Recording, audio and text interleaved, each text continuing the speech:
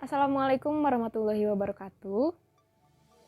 Perkenalkan, nama saya Desi Puspita Andini dari kelas akuntansi reguler semester 6. Saya M. Kamaludin Mukti dari kelas akuntansi reguler semester 6. Nama saya Salarutia Hilmi dari kelas akuntansi reguler semester 6. Kami akan memaparkan materi tentang bank syariah. Nah, apa sih bank syariah itu? Sesuai Undang-Undang Nomor 21 Tahun 2008 tentang Perbankan Syariah, bank syariah adalah bank yang menjalankan kegiatan usaha berdasarkan prinsip syariah atau prinsip hukum Islam yang diatur dalam Fatwa Majelis Ulama Indonesia seperti prinsip keadilan dan keseimbangan, A2 tawazun, kemaslahatan, maslahah, universalisme alamiah serta tidak mengandung goror, maisir, riba, zalim, dan objek yang haram.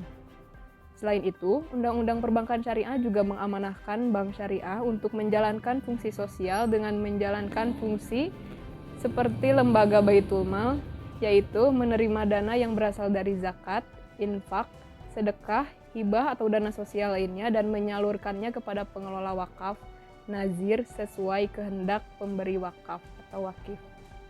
Jadi dapat disimpulkan bahwa perbankan syariah adalah badan usaha di bidang keuangan yang menyediakan jasa keuangan dan pelayanan lalu lintas pembayaran serta peredaran uang yang sesuai dengan prinsip-prinsip syariat Islam berdasarkan Al-Quran dan hadis.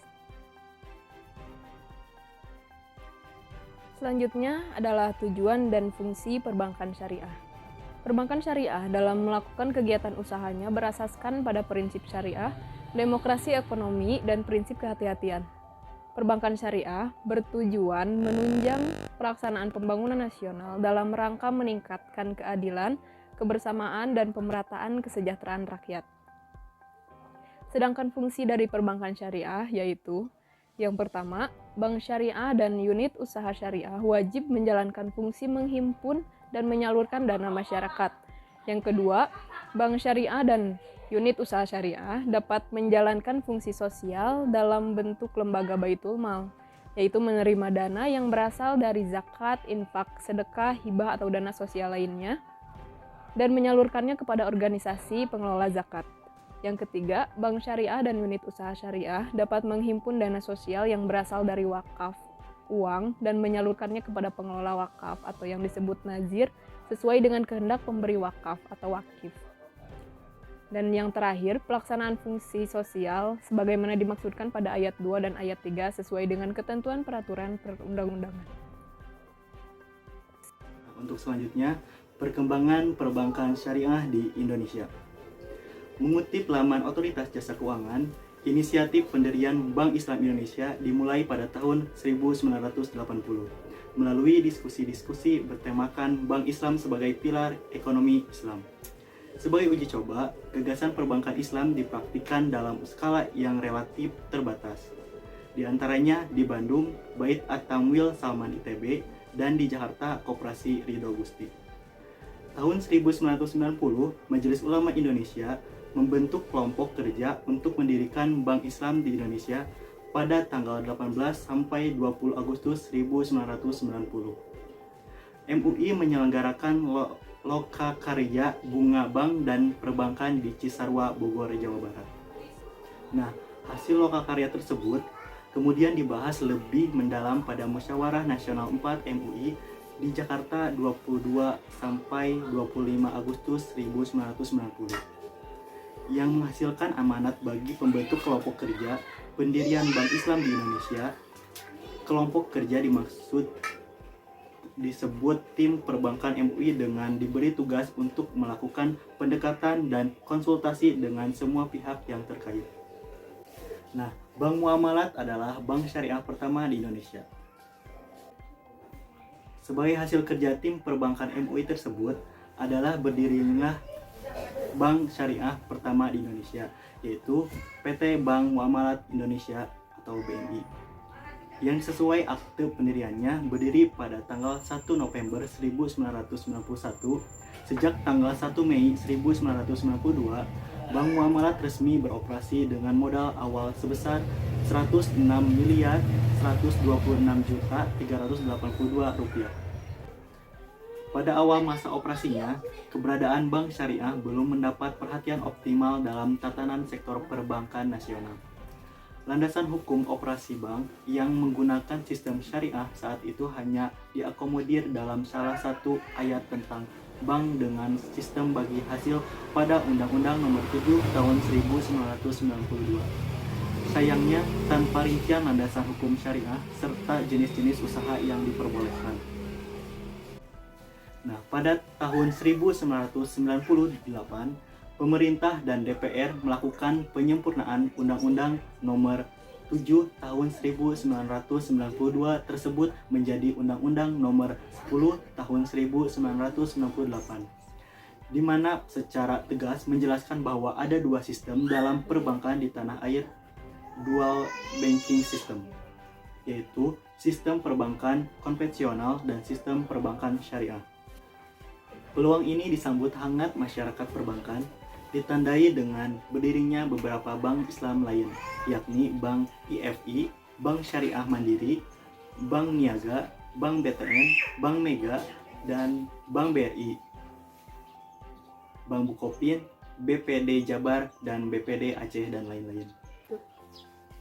Pengesahan beberapa produk perundangan yang memberikan kepastian hukum dan meningkatkan aktivitas pasar keuangan syariah seperti Undang-Undang Nomor 21 Tahun 2008 tentang Perbankan Syariah, Undang-Undang Nomor 19 Tahun 2008 tentang Surat Berharga Syariah Negara, dan Undang-Undang Nomor 42 Tahun 2019 tentang amandemen ketiga Undang-Undang Nomor 8 Tahun 1983 tentang PPN Barang dan Jasa.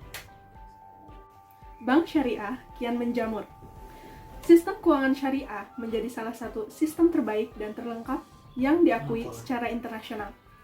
Per Juni 2015, industri perbankan syariah terdiri dari 12 bank umum syariah, 22 unit usaha syariah yang dimiliki oleh bank umum konvensional, dan 162 BPRS. Total asetnya mencapai 273,49 triliun dengan pangsa pasar 4,61%. Khusus untuk wilayah Provinsi DKI Jakarta, total aset gross, pembiayaan, dan dana pihak ketiga BUS atau Bank Umum Syariah dan UUS, Unit Usaha Syariah, masing-masing sebesar 201,39 triliun, 85,45 triliun, dan 110,50 triliun. Pada akhir tahun 2013, fungsi pengaturan dan pengawasan perbankan berpindah dari Bank Indonesia (BI) ke OJK. Maka, pengawasan dan pengaturan perbankan syariah juga beralih ke OJK. Perbankan syariah kini, untuk melanjutkan arah pengembangan perbankan syariah dengan mempertimbangkan berbagai isu strategis, peluang maupun tantangan yang dihadapi, roadmap pengembangan perbankan syariah Indonesia periode 2020 hingga 2025 disusun dengan membawa visi mewujudkan perbankan syariah yang resilient, berdasarkan saintifik, dan berkontribusi signifikan terhadap perekonomian nasional dan pembangunan sosial. Arah pengembangan perbankan syariah ini telah disusun selaras dengan beberapa arah kebijakan, baik kebijakan eksternal yang bersifat nasional seperti Rencana Pembangunan Jangka Menengah Nasional atau RPJMN 2020 hingga 2024, dan Master Plan Ekonomi dan Keuangan Syariah Indonesia 2019 hingga 2024, maupun kebijakan internal OJK, yaitu Master Plan Sektor Jasa Keuangan Indonesia dan Roadmap Pengembangan Perbankan Indonesia atau RP2I. Tahun 2021 lahirnya bank terbesar di Indonesia. Indonesia kini punya bank syariah terbesar, yaitu Bank Syariah Indonesia atau BSI. Sudah beroperasi sejak 1 Februari 2021. BSI adalah hasil merger.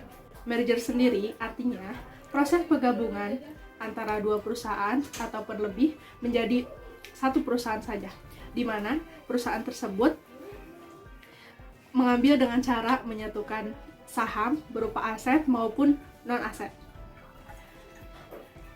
BSI sendiri menggabungkan 3 bank syariah, badan usaha milik negara BUMN, yakni PT Bank BRI Syariah Tbk, BRIS, PT Bank BNI Syariah BNIS, dan PT Bank Syariah Mandiri BSM. Dihitung-hitung, Bank Syariah Indonesia memiliki aset sebesar 245,7 triliun, sedangkan modal intinya 20,4 triliun. Dengan jumlah tersebut, Bank Syariah ini akan langsung masuk top 10 bank terbesar di Indonesia dari sisi aset, tepatnya di urutan ke-7. Selanjutnya adalah tugas dan tujuan merger. Proses penggabungan 3 bank syariah besar di Indonesia bukan hanya rencana jangka pendek, tapi memiliki tujuan yang jelas di masa mendatang. Tentu ada tugas-tugas yang akan diemban oleh BSI sebagai perwakilan bank syariah resmi yang diusung dan dikawal oleh pemerintah. Nah, berikut adalah beberapa tujuan merger yang dilakukan oleh BSI. Yang pertama adalah sinergi yang baik demi meningkatkan layanan untuk nasabah bank syariah. Dengan menggabungkan 3 bank syariah besar, tentu akan tergabung 3 layanan bank dalam satu pintu untuk mengoptimalkan prospek bisnis dan pengembangan perbankan syariah di Indonesia. Sinergitas yang dihasilkan dari merger ini tentu akan semakin kuat dan kokoh dan sejalan dalam visi bank syariah di Indonesia di masa depan nanti. Yang kedua adalah perbaikan proses bisnis. Akan sangat mudah bagi pemerintah untuk mengawal prinsip syariah yang dijalankan oleh BSI, dan tentu saja ini akan memperbaiki proses bisnis syariah yang sudah berjalan baik selama ini. Meski ada tantangan dalam hal penggabungan nasabah, tantangan ini akan sebanding dengan proses bisnis syariah yang semakin baik ke depannya. Yang ketiga adalah risk management. Pengelolaan BSI akan meminimalisir risiko-risiko yang mungkin terjadi dalam pengelolaan bisnis perbankan di masa depan. Keberhasilan Bank Mandiri saat ini yang berawal dari hasil merger 4 bank sebelumnya menjadi pelajaran bahwa risiko perbankan bisa diminimalisir jika ketiga bank syariah plat merah ini digabungkan menjadi satu. Yang keempat, sumber daya instansi. BSI akan menyeleksi sumber daya terbaik untuk menjalankan industri perbankan syariah lebih baik lagi dibandingkan jika berjalan sendiri dengan 3 entitas yang berbeda. Hal ini akan membuat setiap instansi dan jajaran direksi akan diisi oleh tenaga profesional dan bekerja dalam satu payung lembaga dengan visi dan misi yang searah. Dan yang terakhir adalah penguatan teknologi digital. Pengembangan teknologi dan inovasi perbankan terus bermunculan dan ini adalah tugas dari Bank Syariah Indonesia untuk menyeragamkan teknologi syariah yang ada di Indonesia.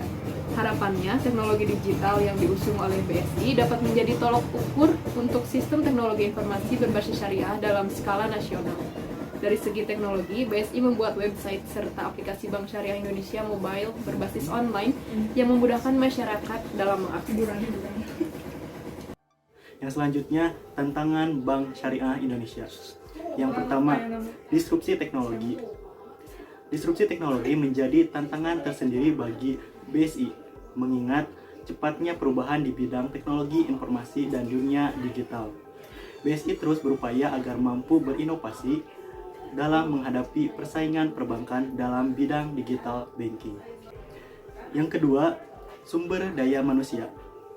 Tantangan berikutnya yang harus dihadapi oleh BSI adalah upaya untuk mencetak sumber daya manusia yang berkualitas dan memahami dengan baik bisnis bank syariah, sehingga mampu memperbesar pasar syariah di industri keuangan dan perbankan. Yang ketiga, pandemi COVID-19 akibat virus corona. Kondisi pandemi yang melanda dunia juga berpengaruh pada kinerja bank konvensional dan bank syariah di tanah air.